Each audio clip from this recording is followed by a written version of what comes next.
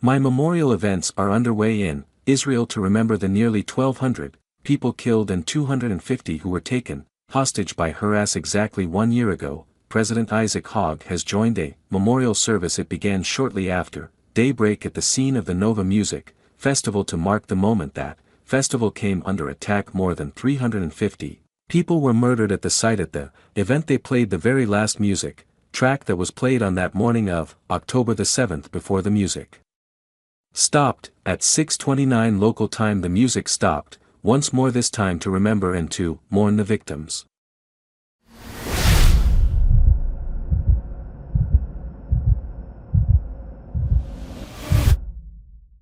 Meanwhile in Jerusalem crowds gathered, before dawn, many of them there holding aloft pictures of the hostages who were seized by Hamas. They demanded the Prime Minister Benjamin Netanyahu should ensure the return of those who are still being held. Well, overnight there were powerful explosions in southern Beirut. That was as Israel carried out fresh air strikes overnight. There are increasing fears of a wider regional conflict in the Middle East. I just want to take you around the region on the images that we have right now, and this is the scene live at the moment in Israel. This is the site of that music festival, the festival that took place exactly a year ago when the conflict unfolded. This was the start of a tragedy that has unfolded over 12 months that sparked a response from Israel that has claimed many thousands of lives. Let's take you to Khan in Gaza. As Israeli airstrikes there have destroyed much of what is happening.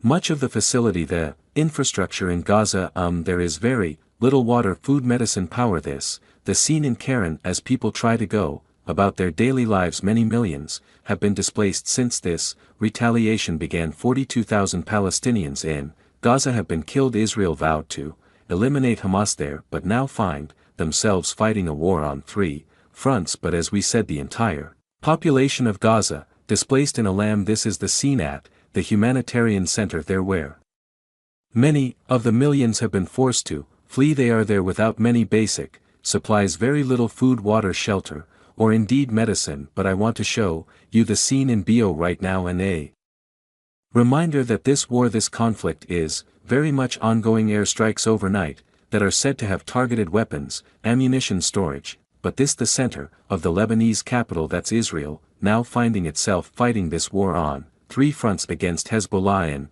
Lebanon, against Hamas in Gaza, and against the Houthis in Yemen. So that the scene this morning, we'll talk to our correspondent Hugo Basher, who is standing by in Butte for us in just a moment, but with the latest for us from Jerusalem. And if we look back at a year that has unfolded since October the 7th and that attack by Hamas on the music festival in Israel, Yolan Nell, our correspondent there, looks at what's happened this last year in efforts to reach a ceasefire.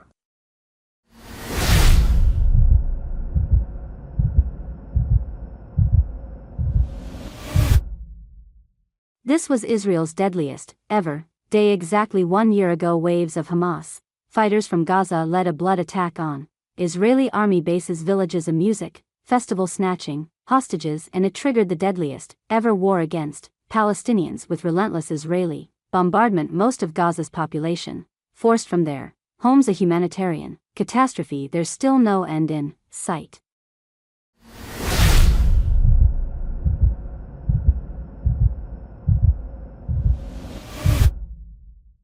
They destroyed our house and our life, oh God, where? Hadis called on from Enro, going back to the home where her mother and niece were killed. Her son and daughter were kidnapped by Hamas and held for 52 days before they were released in a true steal. But Had Ash says they're still living the nightmare of the 7th of October. Her ex-husband Offer is one of dozens of hosts is stuck in Gaza, last seen alive in a tunnel by his daughter.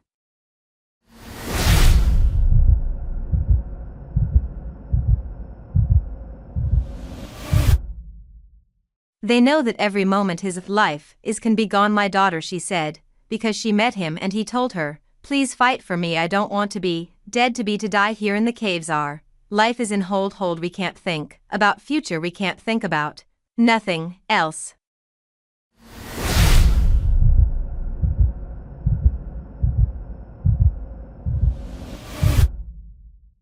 Repeated attempts by us Egyptian and Cathy diplomats to negotiate a Gaza ceasefire and hostage deal have failed, and every day in Gaza brings new casualties. Last month an Israeli air strike hit the Unas family home in Neret, killing him aged 6 and his grandmother.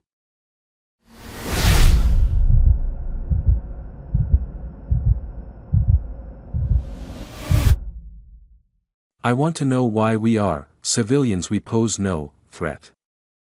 Now in hospital, Ahmed Yunus tries to cheer his surviving children with memories of happier days. They've lost all they owned and are in constant pain.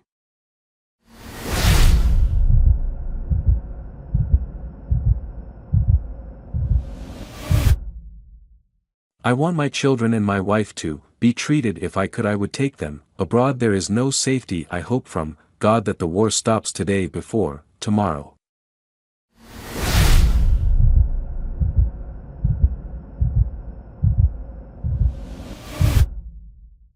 But instead the fighting is now spreading in the Middle East, and that leaves many Palestinians and Israelis desperately worried that world attention is shifting away from their suffering.